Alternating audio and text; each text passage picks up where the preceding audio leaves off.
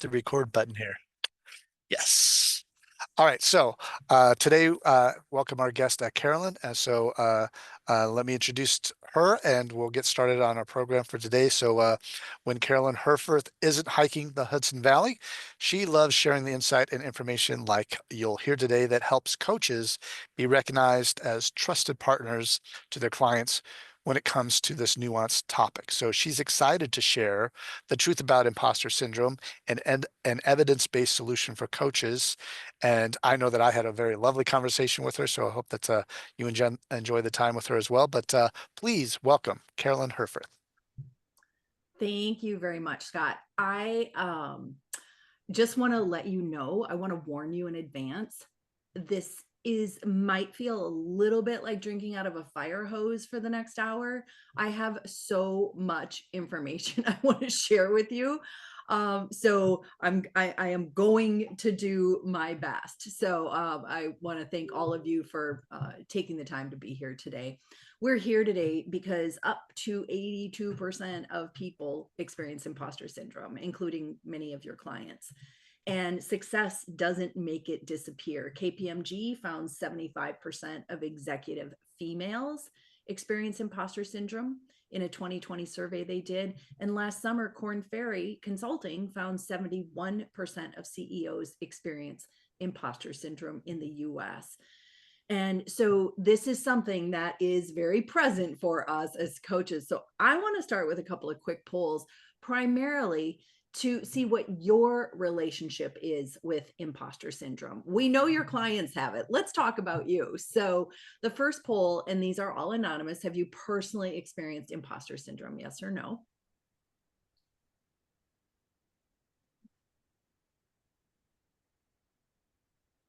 Okay.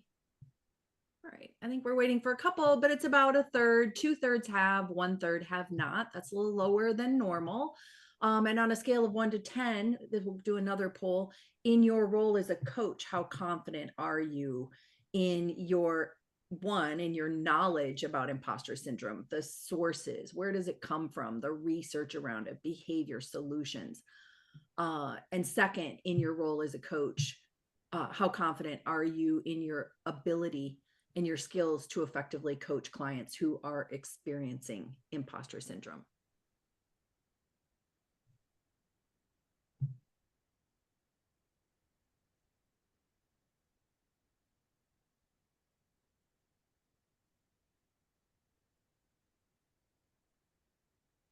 Okay.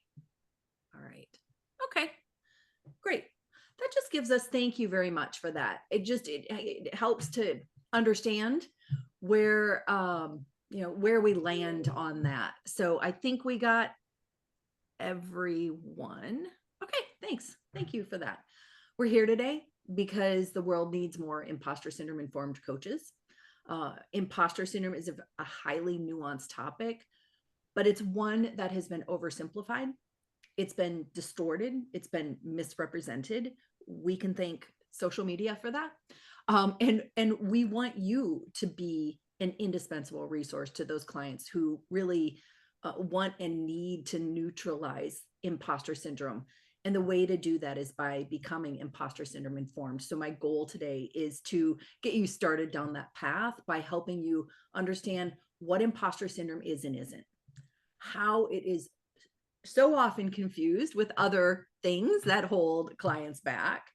We want to talk about how to identify imposter syndrome in your clients, the costs and consequences of imposter syndrome to your clients and also to your coaching practice, and the mistakes we make as coaches that actually kind of set our clients back instead of helping them, and what we can do instead. And we'll leave time at the end to address any additional or specific questions you might have for me on this topic. This is being recorded, so you can go back and listen to it, but we will wait until the end to answer any questions. So the information I'm going to share with you today is based on the work of my co-founder of Imposter Syndrome Institute. Her name is Dr. Valerie Young. She is regarded as the world's foremost thought leader on this topic. She's spoken to over 500,000 people around the world at over 100 universities, many multiple times. They ask her back again and again, dozens and dozens and dozens of large corporations. And she is the originator. Well, she wrote the book, The Secret Thoughts of Successful Women and Men. And she's the originator of the 5 types of imposter syndrome, which we will touch on today. So, and as for myself, I'm a Minnesotan, and I just realized I am actually using my Minnesota mug today.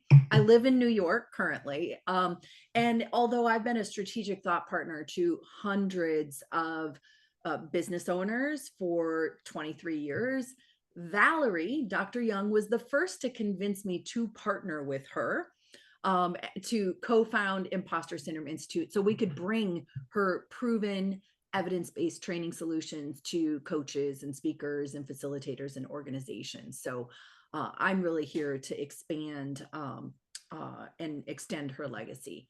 So let's take a look at how we define imposter syndrome. The actual term imposter phenomenon was first coined by 2 clinical psychologists in 1978, Pauline Clance and Suzanne Imes.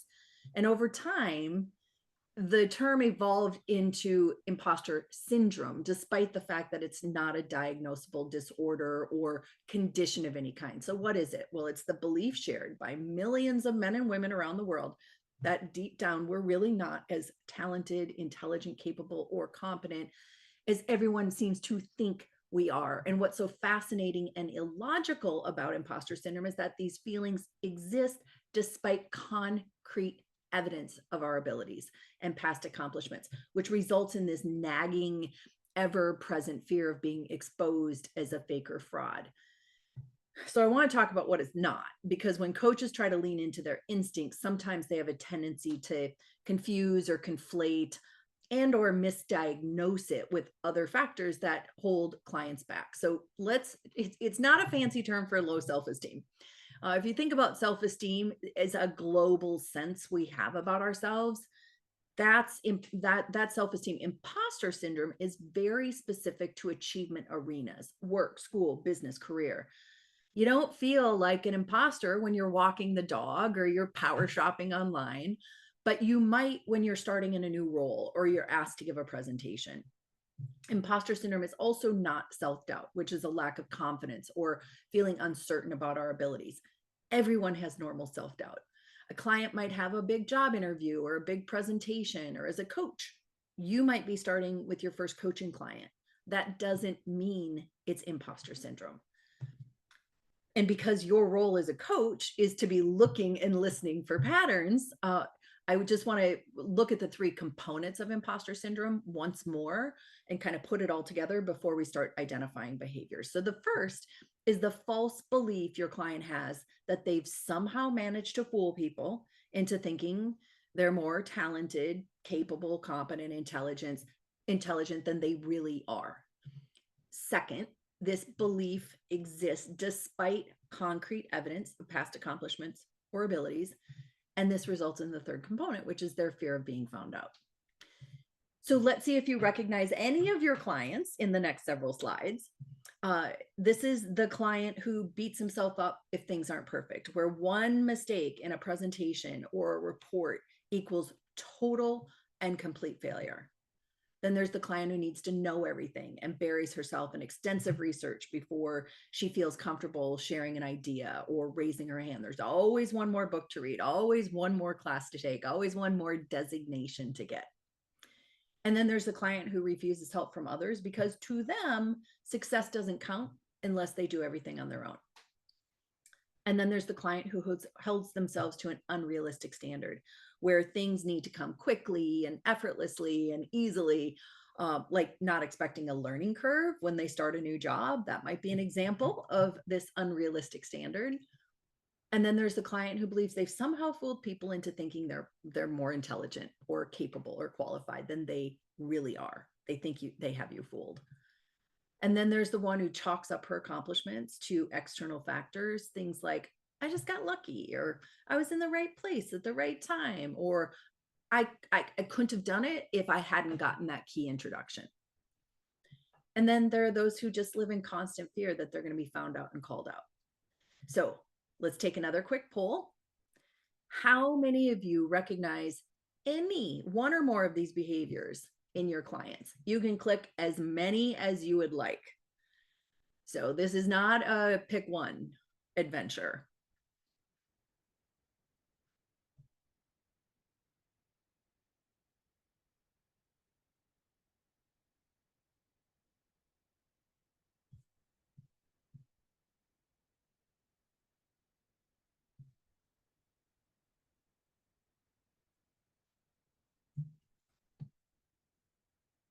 Okay.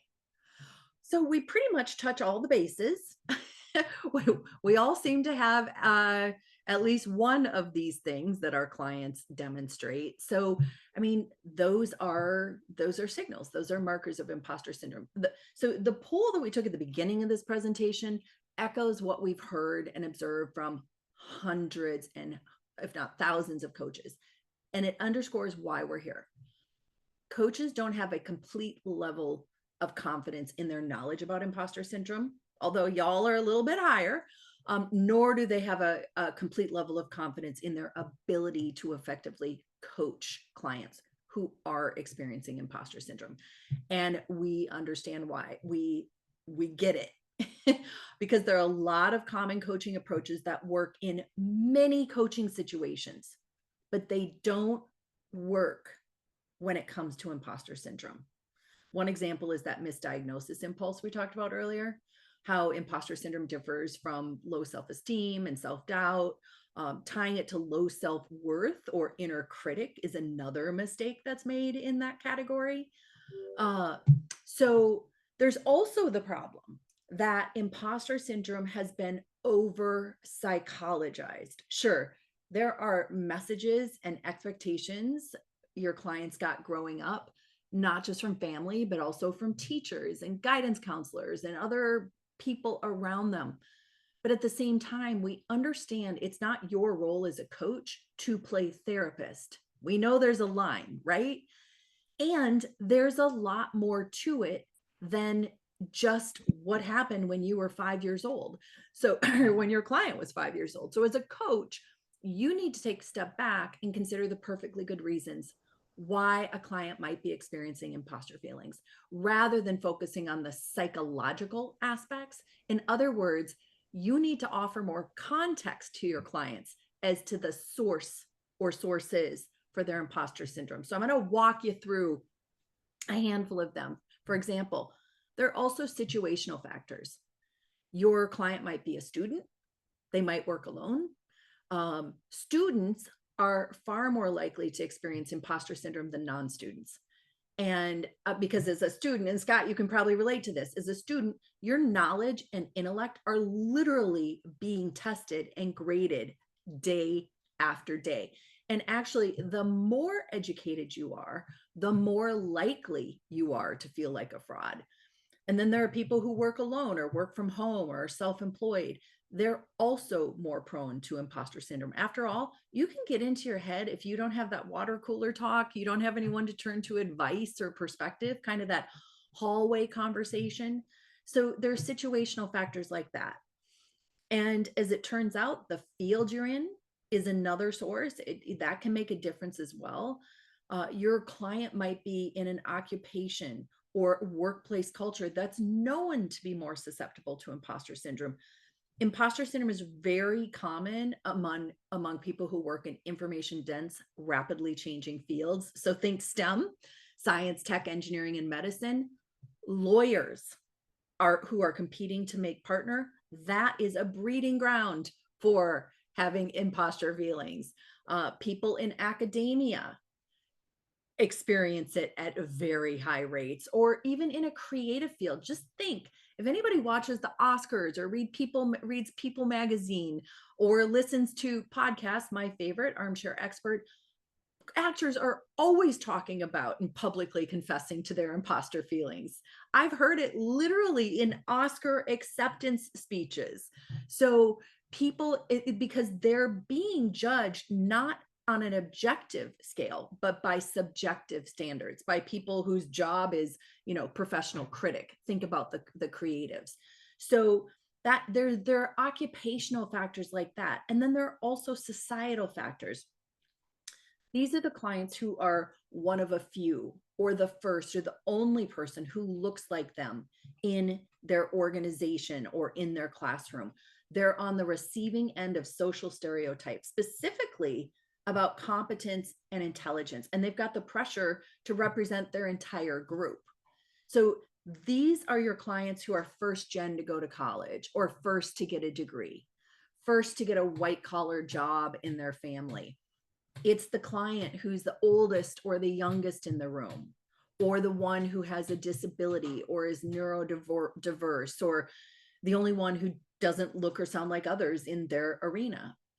Because whenever you're on the receiving end of stereotypes about competence or intelligence, you're going to be more prone to imposter syndrome. And really, on one level or another, we all know what it feels like. I mean, how many of you have ever felt underestimated because you were the youngest person in the room, right? Or how many of you have ever felt underestimated because you're the oldest person in the room?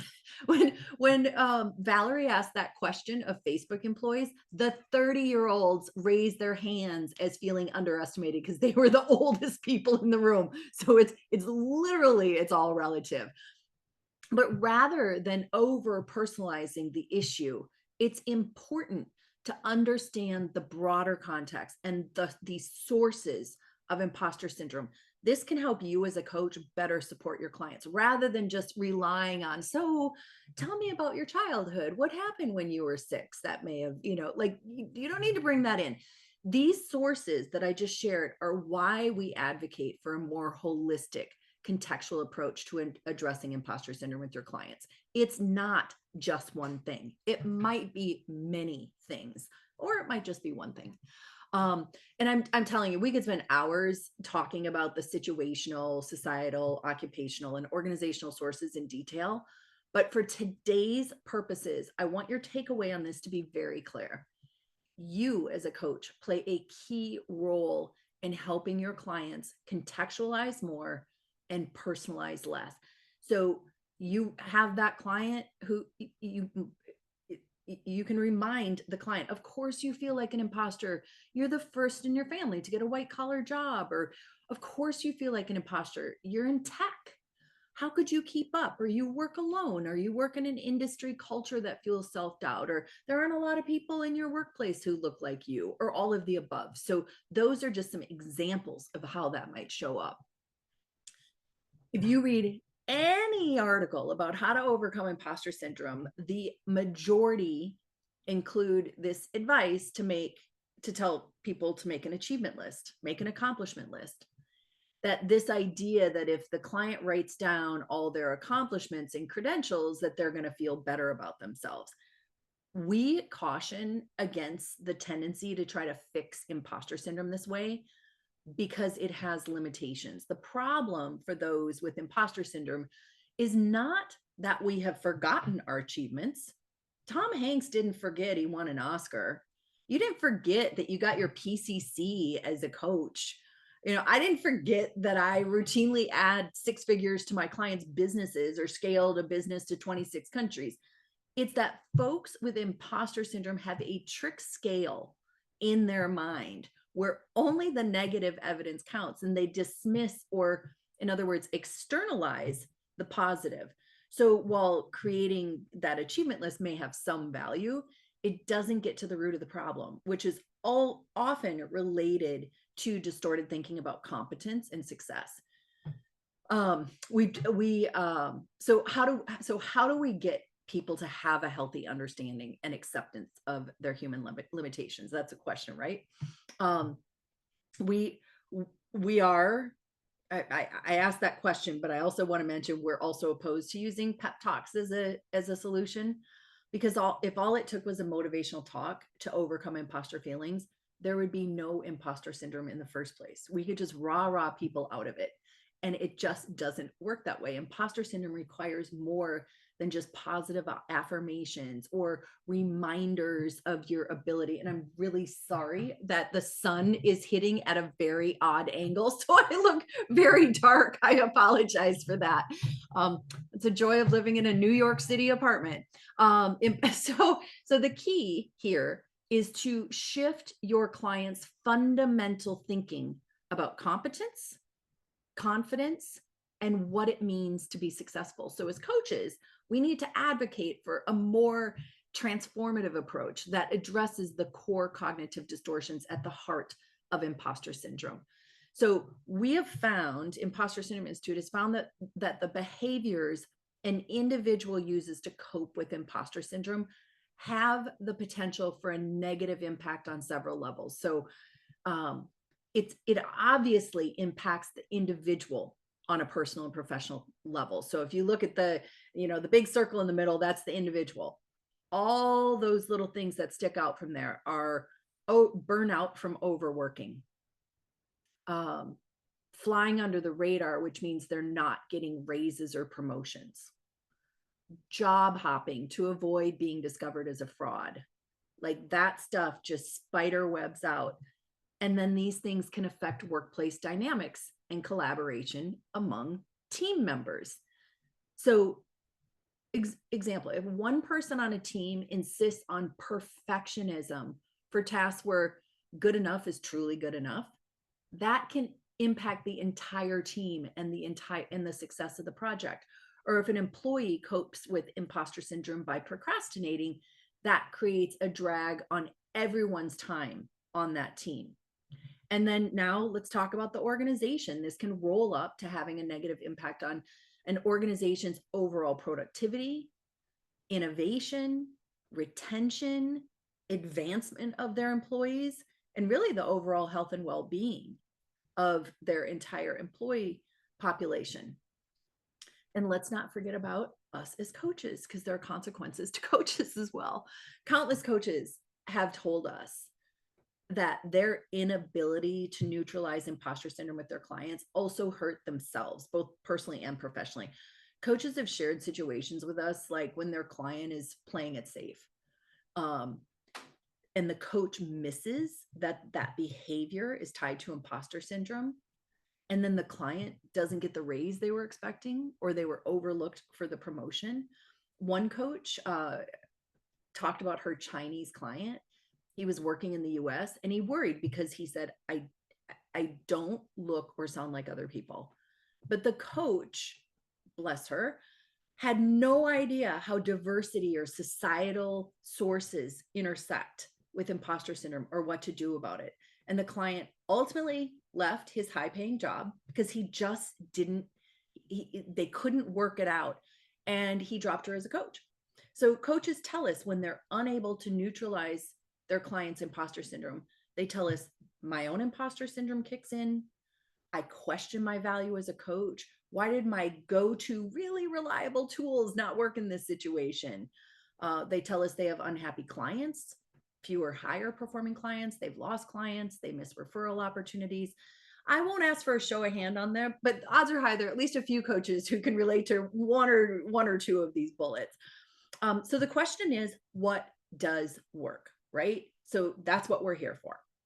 The conceptual framework that helps your clients overcome imposter thoughts and feelings and behaviors that Dr. Young developed is to, if you just look across the top line, I don't have annotate, there we go. If you just look across this top line right here, I shouldn't be crossing over it. This is the conceptual framework. Can somebody, okay. So normalizing imposter syndrome is one way is the first step in the conceptual framework. One way to do that is to contextualize it more and personalize it less. That's what we just did by talking about different sources, right? Reframing it. I need to get these, I need to clear the, there we go. Get that out of the way. So there we go. And then the next step is to reframe, turn imposter thinking into that of a humble realist through reframing. And then the third top line part of this is to keep going regardless. This is keep going in spite of internal confidence and external factors. So we've already touched on one way to normalize by contextualizing. And so for the rest of the time together, we're going to zero in on this middle one, which is to reframe. And as a coach, I imagine you're familiar with the idea of cognitive distortions. Show of hands. Yes. Nod head. Okay, great. Cognitive distortions are faulty or inaccurate thinking. All right. Um, these are when your client overgeneralizes, like that's the way it always goes, or engages in black and white or all or nothing thinking. It's when they personalize things. It's me. It's my fault. It's when they should on themselves. I should know. I should do everything perfectly. I should be confident. It's also when they magnify the negative and minimize the positive or compare themselves to other people and invariably come up short. It's when they catastrophize by blowing things way out of proportion. This is what the psychologist Fritz Perls refers to as awfulizing. And lastly, it's when they disqualify the positives or what we call externalizing. Well, yeah, they said I did a great job, but that's just because they like me. Or, oh, I had a lot of help. I wouldn't have been able to get that project across the finish line if it hadn't been for all the help I got. Or I won the award, but that's only because my coworker nominated me. That's externalizing. And these are all things that people with imposter syndrome absolutely do. Where Dr. Young's work comes is in a specific kind of cognitive distortion, which she calls competence distortions. So competence distortions are cognitive distortions specific to faulty thinking when it comes to competence. So it's an unrealistic and it's unsustainable expectation around what it means to be competent. In other words, we hold ourselves to standards that we may be able to hit sometimes, but we can't meet them every time. And when we fall short, we judge ourselves to be less intelligent, talented, capable than we really are, or in other words, as imposters. These competence distortions, this is the core source of imposter syndrome. Meaning, if the family dynamics went away, if the societal factors went away, the occupational, situational, if all that stuff magically disappeared tomorrow, but this one thing, competence distortion, stayed the same, nothing would change. And this is what makes the link between imposter syndrome and our understanding of competence that led Valerie to another really powerful discovery. And Scott, I'm glad you're back because we're going to do a poll after I talk about these 5 types.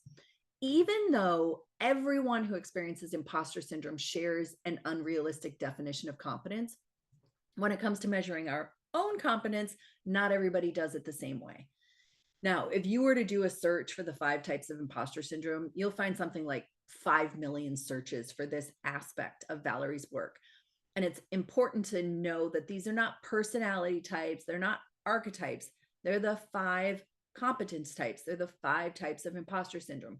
They describe the 5 different ways people with imposter feelings may measure their competence. So we've got the perfectionist. The perfectionist primary focus is on how something is done. This includes how the work is conducted and how it turns out. So one tiny little flaw in an otherwise stellar performance or getting 99 out of 100 on the test, that's failure. And not surprisingly, the perfectionist may be reluctant to delegate. After all, if you want something done right, you have to what? Do it yourself. There's our perfectionist. The expert is the knowledge version of the perfectionist. Here, the primary concern is on what and how much you know or can do. In your mind, competence means knowing 110% before you dare speak up, before you throw your hat in the ring, before you raise your hand in a meeting. You equate any gap in knowledge with failure. The soloist cares mostly about who completes the task. To make it on the achievement list, it has to be you and you alone because you think you need to do and figure out everything on your own. The fact that you might need tutoring or some help or support makes you question your competence. And the natural genius also cares about how and when accomplishments happen. But for you, competence is measured in terms of ease and speed. The fact that you have to struggle to master a skill or a job, a new job, or that you're not able to bang out the masterpiece on the first try, you think you failed. That's our natural genius. And then finally, the fifth is the superhuman, who measures competence based on how many roles they can both juggle and excel in. This is the perfectionist on steroids. While the perfectionist can be content performing flawlessly just at work or at school, competence for the superhuman rests on our ability to excel at juggling multiple roles simultaneously. Let's use the proverbial superwoman who expects to not only rock it at work, but also in her role as parent and partner. She's the one who hosts all the family gatherings, has the perfect home, cooks gourmet meals, is perfectly fit. Anything less feels like failure to the superhuman. And each of these 5 types describe this unrealistic and unsustainable ways that people with imposter syndrome measure their competence. So just for fun, we're going to do one last poll. If you had to pick your dominant type, which would it be? Or it might be the one that you would most benefit by changing. A lot of people identify with more than one.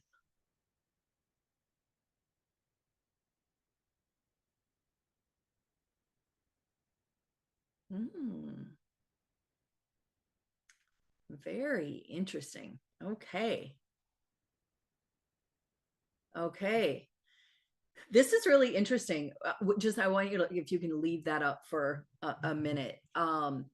So when we poll our corporate clients, the majority are almost always the perfectionist. And I see that a lot here. I don't know if we have a lot of internal coaches, externals, but when we poll coaches, the majority are almost always the expert. So that's this is a little bit in contradiction to some of your peers in other ICF in the coaching world.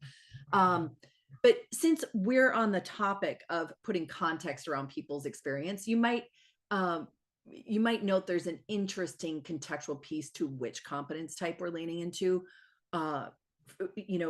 When we normally poll people who are coaches and experts, what we find for them is when you're self-employed and you're a coach and the people are looking to you to have the answer or the questions more accurately, you're much more aware, self-aware of what you don't know to ask or do.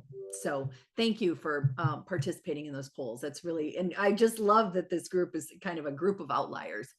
To see how this might show up in the wild, let's look at a quick case study. Diane worked for a big insurance company. She was promoted to the head of IT. It was a huge, huge, huge promotion. Her first project was to set up a new facility 3 hours away from headquarters. She's getting up at 3 a.m. She's getting home at midnight. She is completely burning out, but she's not asking for help because she has to prove she could do it as a woman. But more importantly, she wasn't asking for help because her notion of competence was being a soloist, doing everything herself. So she flamed out. She had to take a leave of absence, and they replaced her with Bob. Bob took one look at that job and said, I am not doing that job under any circumstances. That job will kill somebody. So he demanded 4 more staff members, wanted access to all the divisions at the home office. He asked for an apartment in the new city so he could stay there during the week instead of this driving back and forth stuff. And he just went down the list of all the things he needed.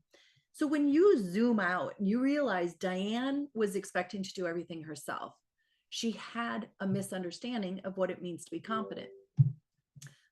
Competence isn't knowing everything or doing everything yourself perfectly or flawlessly. Competence is knowing how to identify the resources it takes to get the job done.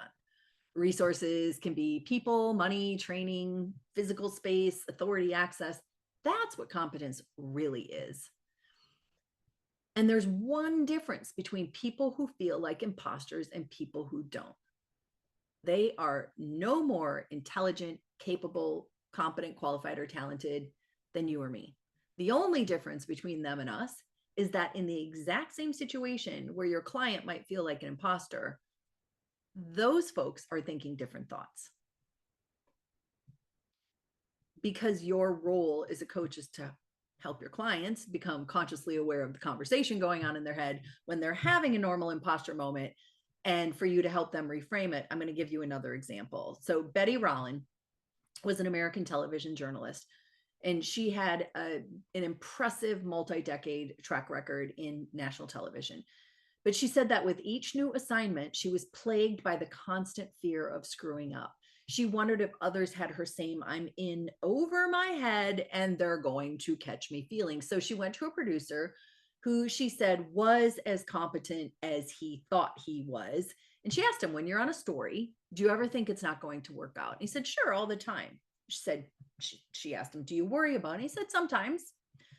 "When it does work out, do you usually figure it's your fault?" And he said, "No." She said, "Suppose it is your fault. Does it make you feel terrible?" "Nah." She asked, "Why not?" And he looked at her and said, "Aren't I entitled to make a mistake once in a while?" Is that new information to anybody? It's a new information to a lot of women and new information to anyone who experiences imposter syndrome. Think about it. If your client knew they were entitled to make a mistake once in a while, not all the time, if they're making a mistake all the time, there's a training issue or they are not in the right job. But if you knew they're entitled to make a mistake once in a while, there would be nothing to feel like an imposter about, which is quite a reframe for a lot of people. Understandably, what your clients want is to stop feeling like an imposter, but that's not how it works. Feelings are the last to change. The only way to stop feeling like an imposter is to stop thinking like an imposter. So the question becomes, how do we make that shift from feeling like an imposter? Well, before we can answer that question, I do want to talk about a narrative that has gained some steam the past few years. It's well intentioned, but misguided, a misguided attempt to frame imposter syndrome as a good thing. Some people describe it as a badge of honor, that it keeps us humble. It means you're learning, it motivates you to work harder. Well, we reject the idea that we have to feel inadequate to be learning and growing.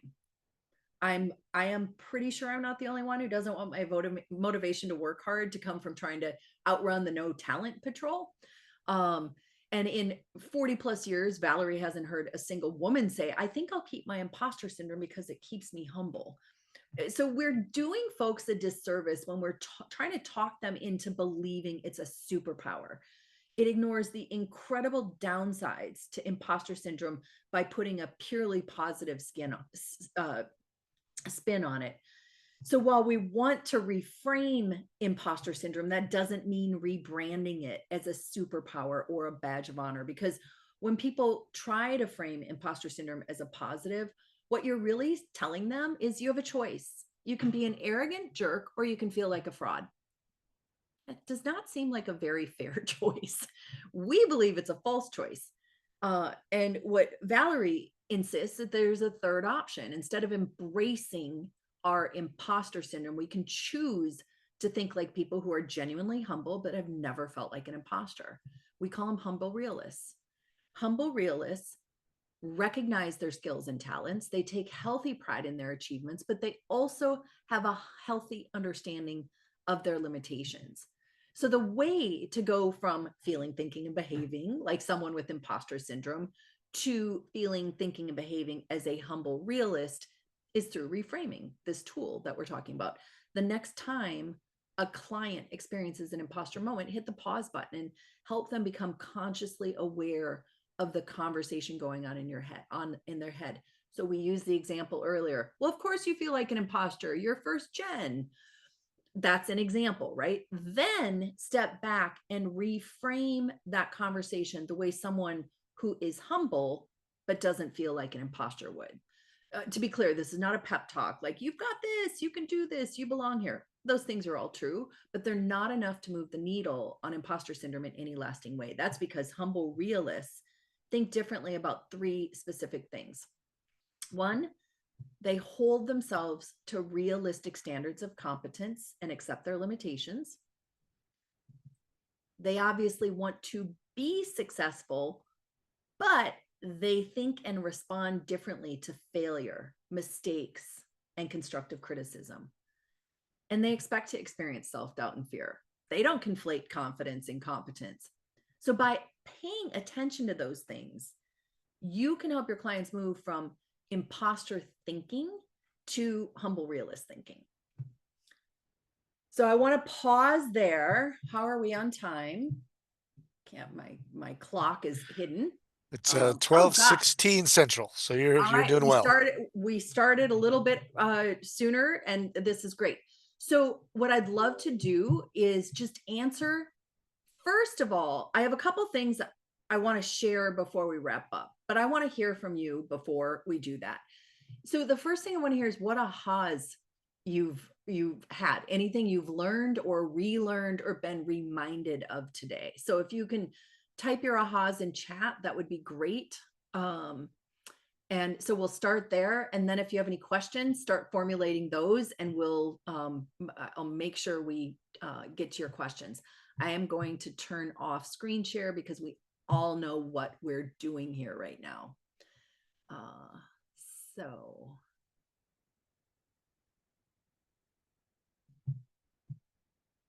okay.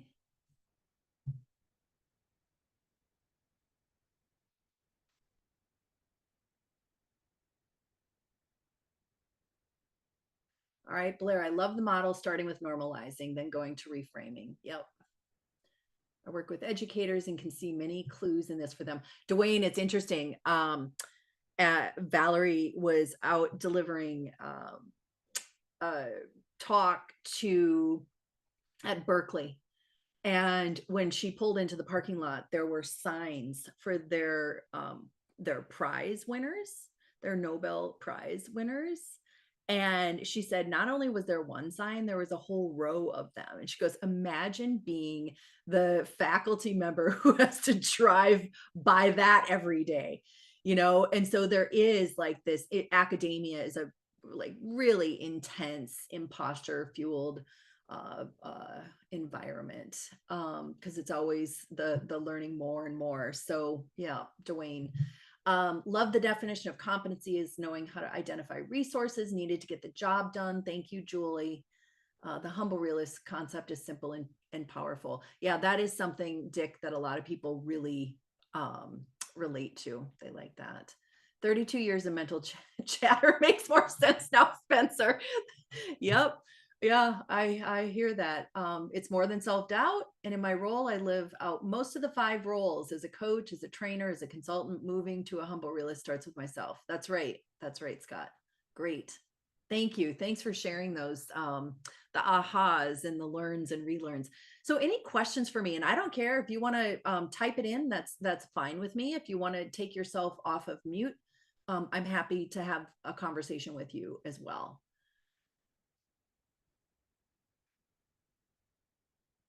Yeah, Julie, you're right. Really aligns with the concept of how we make up stories. Our thoughts drive emotions, and thoughts, emotions drive our actions. Absolutely. Any questions about imposter syndrome or coaching? Blair, I see your hand raised. Go ahead. I have a question. I love the model, the simplicity of it. It just makes sense. So starting with normalizing, I think that's just brilliant, because it's so, I haven't done that, and I can see how it just would like lessen the weight on a person's shoulder to know that this is normal. It happens to others. And then I'm curious about the reframing.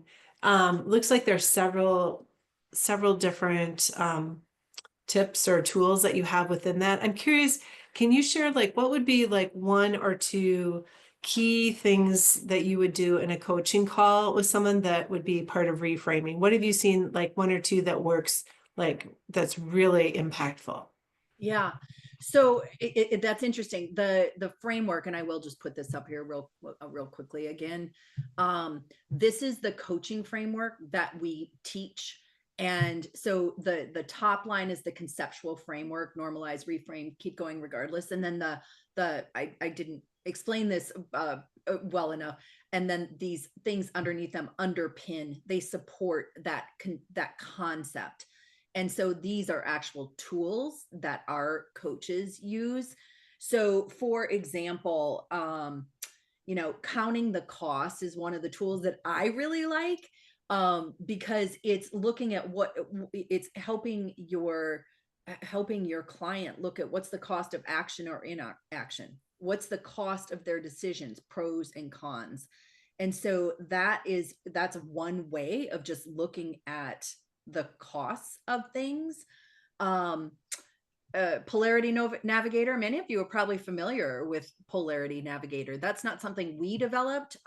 We work with, we co-created the Imposter Syndrome Informed Coach with Denise McLennan, who is an executive coach and a master learning designer. And she developed these tools to go along with the conceptual framework, which is Dr. Young's. And so Polarity Navigator, she has a relationship with the people who developed that.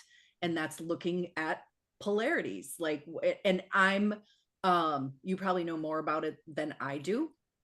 I'm not coaching to imposter syndrome with people. My role is to help people get trained on this and find their way here. So does that answer your question, Blair? Those are just, it gives you a little, another minute to look at this. Okay. Yeah. Thank you. Yeah. And the trumpet model is actually something we use when we deliver workshops. And that's really helping people kind of start here and let the, and then expand out on the feeling or the experience by asking a series of questions. And it's built on the work of Gerald Weinstein from Stanford.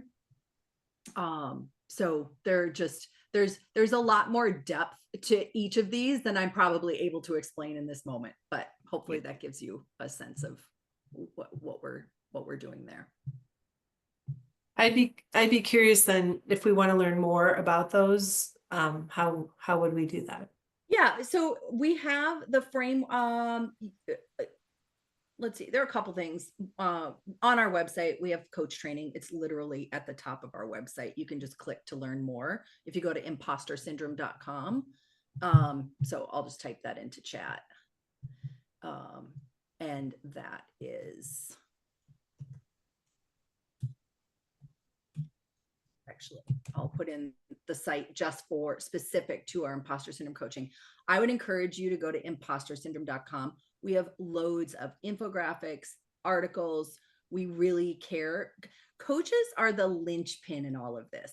You all play such an important role. When I started as a coach 23 years ago, nobody knew what coaches were.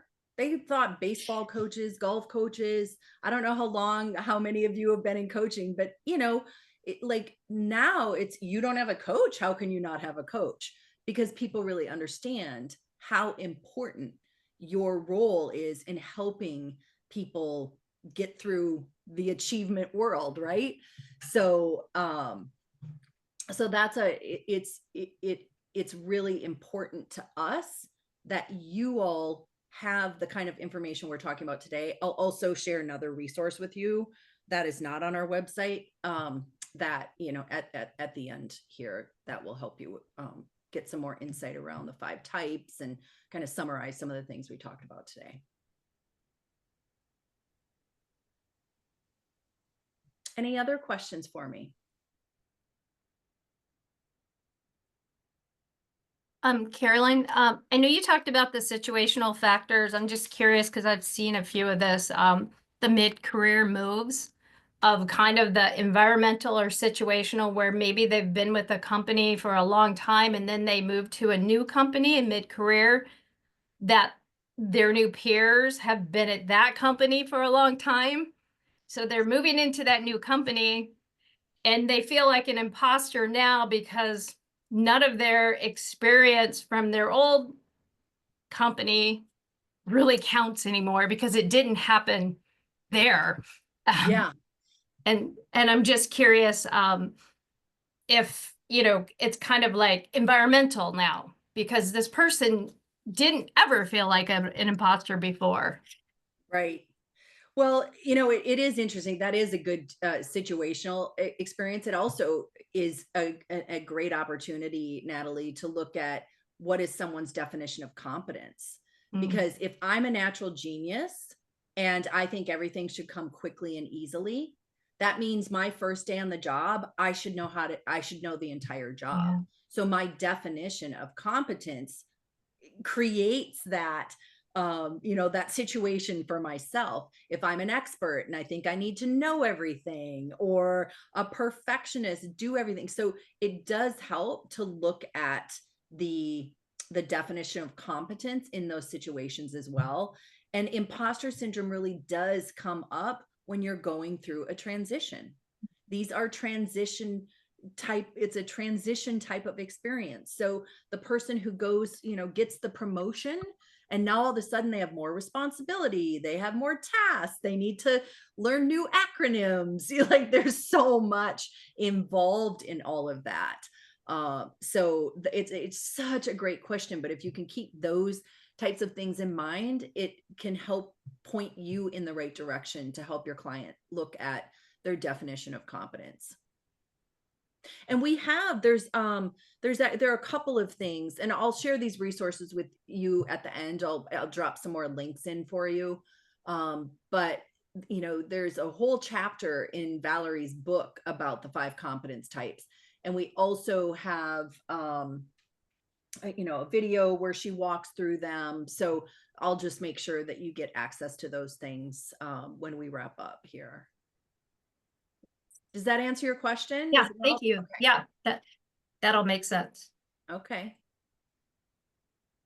Anyone else? This is your chance. I think I would ask just, and this is not directed to you specifically, Carolyn, but as coaches, when we encounter imposter syndrome, how do we lead them towards what's been described as the humble realist?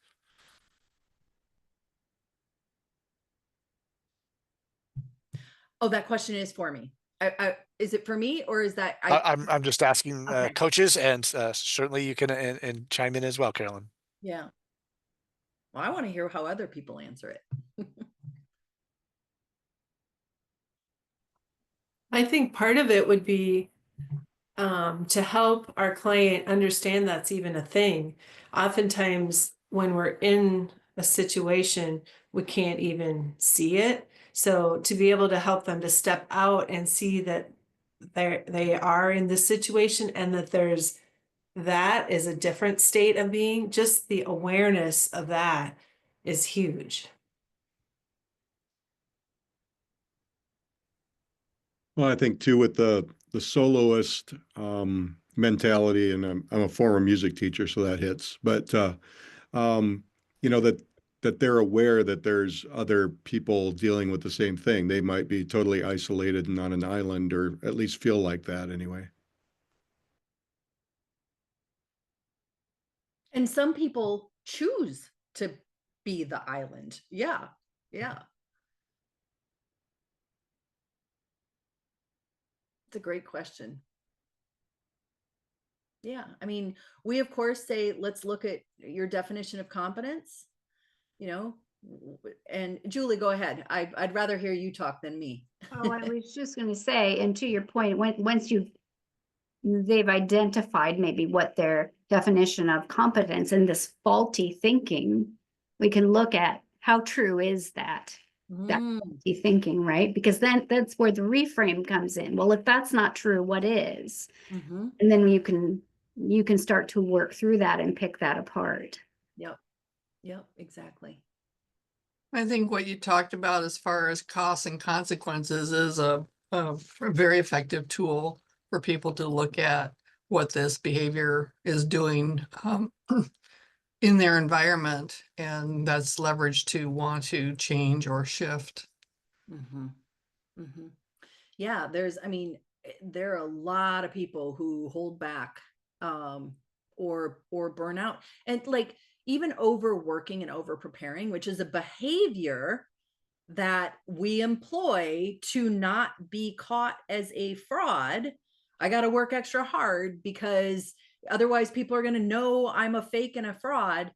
Even that can lead to burnout, but it's a hard habit to break because it also helps us, climb the achievement ladder. So that's one of those things that, can really be a little double jeopardy with that one. So, Yeah. Anyone else have anything to ask or add before we wrap up? No. I have a question about the different, the types that you talked about, right? That we've been referring to, the perfectionist, expert, all of that. If you had not introduced those concepts, right, it wasn't a shared model you were working from, would you be inclined to kind of name the one that seems like they are and ask about the reasonableness, or what might you tell a friend if they were showing up like that? So it's Right. kind of, my question is about how do you bring those types into a coaching conversation? Actually, that is a perfect transition into the wrap up, Beth. So thank Okay. you for I was a plant then. that is absolutely perfect. And I'd be happy to answer it even further if you want more detail on that. It is absolutely the perfect question. So one of the things you here's something about everything we've covered today. You may be surprised that as imposter syndrome experts, we do not recommend diagnosing clients with imposter syndrome. But there's a catch. Not diagnosing does not mean not understanding the nuances of this experience, or going to TikTok and hoping for trending or LinkedIn, hoping looking for trending tactics, or not understanding how to provide context so you can effectively coach your clients through their imposter experiences. The skills you've developed as a coach, being curious, recognizing patterns, all of those things are really important, but it's not a replacement for having valid context for what your client might be dealing with. So while some of your clients' behaviors may appear to be imposter syndrome, it could be something else. For example, let's say you have a client who they're kind of hesitating on going for a promotion or growing their small business into an empire. You could easily say, oh, that must be imposter syndrome. But it disregards all the other reasons why some people stall in the face of success. Maybe they value their work-life balance and they don't want to take on the additional responsibilities that go with their role. Maybe they're no longer motivated by the trade-offs of having the corner office. Maybe they're questioning their career choice altogether. Maybe they know that the higher they go, the fewer people who will look like them, and the pressure and isolation that could potentially create is overwhelming to them. Then again, they may be truly afraid of being exposed as not being capable enough to do the job. So as your coach, it's your role to help your clients explore their context, yes, and explore their thinking, as well as get some perspective around the individual patterns of behavior. All patterns don't point to imposter syndrome, but when they do, it's important to be mindful that they come with those costs and consequences. So I don't know that I would necessarily say, Beth, oh, you sound like the expert, the expert type of imposter syndrome. Like, we don't recommend that approach, but it's okay for you to be aware and find a way into the conversation without telling someone, it might be imposter syndrome. So it's really important to be mindful of how that it may not be, and to not name it necessarily, but to find another way through it before jumping to conclusions. So does that answer your question, Beth? Did I get there? Yeah, I mean, I'm thinking you don't necessarily name it directly, but you kind of call out the behavior of somebody or the thinking of somebody who might be characterized by that, and maybe explore that. Yep, exactly. You can explore it without naming it, absolutely.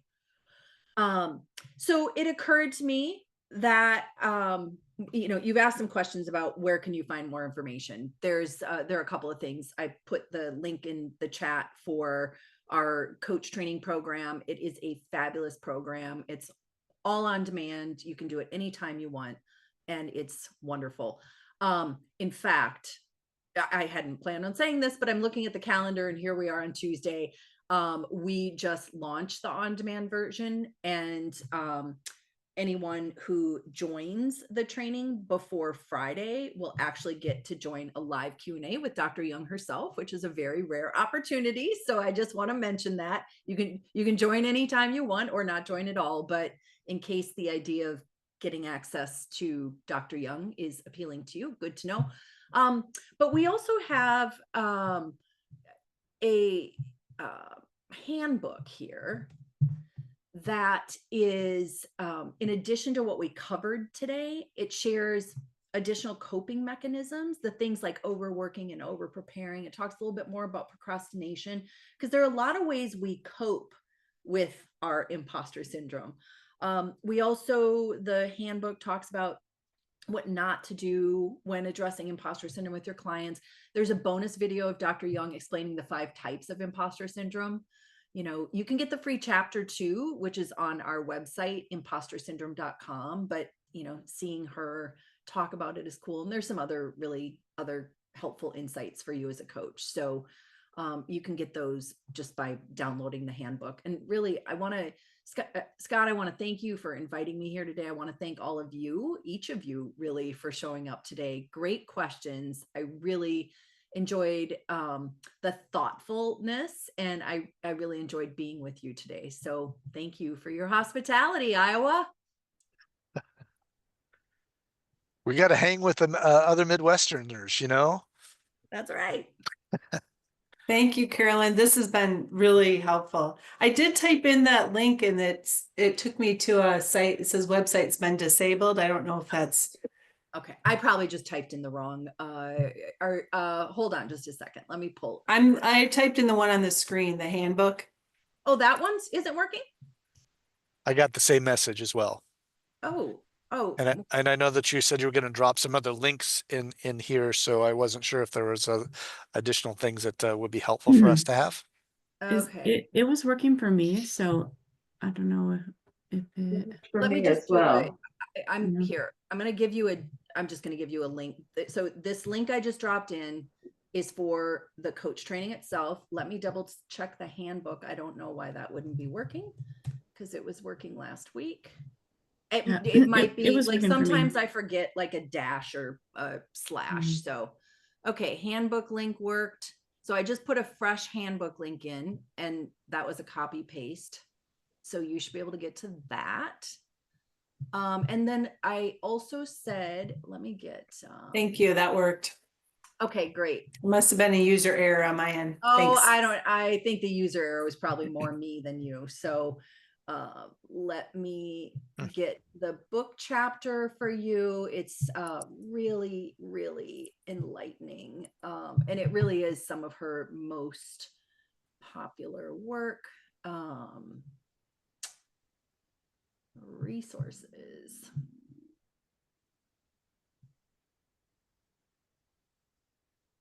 I'm just trying, we're changing some things around. So, okay. So if you scroll down to the very bottom of this page about the book, there's get a free chapter. We are changing over systems, so my fingers are crossed that we got everything migrated properly. You'll be the test. And my email address, let me just put it in here. So if you have any questions after today, you know how to get a hold of me. So I'm happy, just let me know that you're with ICF Iowa, and let me know what I can do to help you. Great. Thank you, Carolyn. I think Scott is dropping in the certificate for those of you who want the want to keep track of your continuing ed credits. Yes, working on that. Here. Give me just a second here. Yeah.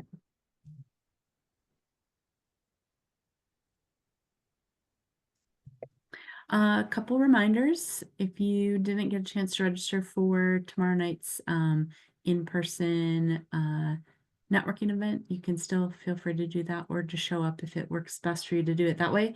That will be 5 to 7 at the Revel Hotel in Des Moines. We'll be in Eastern Iowa on the 22nd. Brittany is helping to host that with Scott and Chris, and that is at the Kirkwood Hotel from 5 to 7 on Tuesday, the 22nd.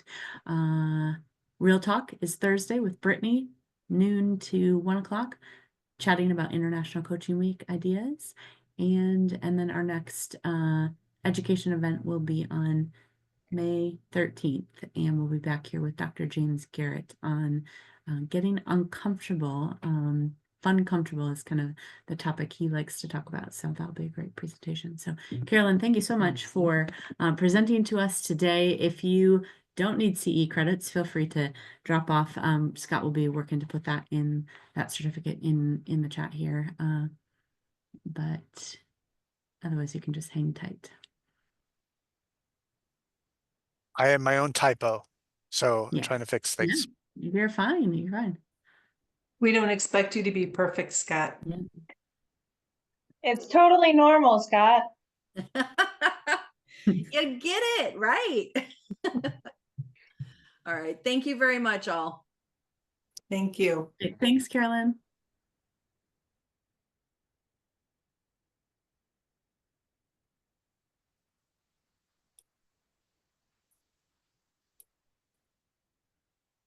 Yeah, Natalie, we'd love to see you if you're able to make it tomorrow. Join us when you can, if you can. I'm looking forward to it. Yeah.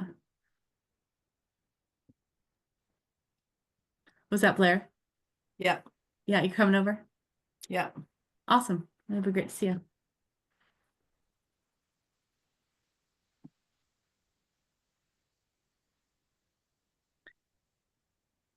Beth, are you in Iowa? No, I'm actually in Fairfax, Virginia.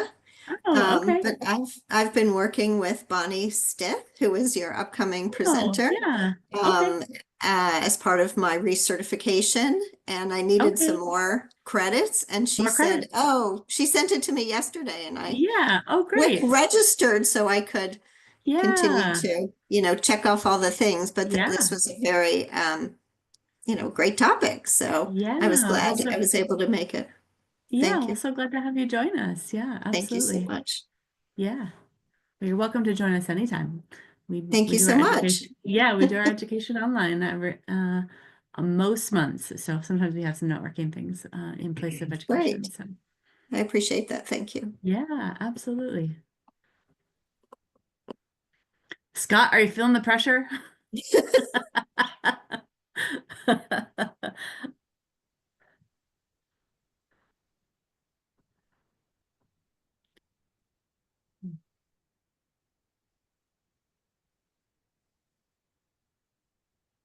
If it's easier, you could always just email it out to us, whatever you want to do. You're on mute right now, so we can't hear you.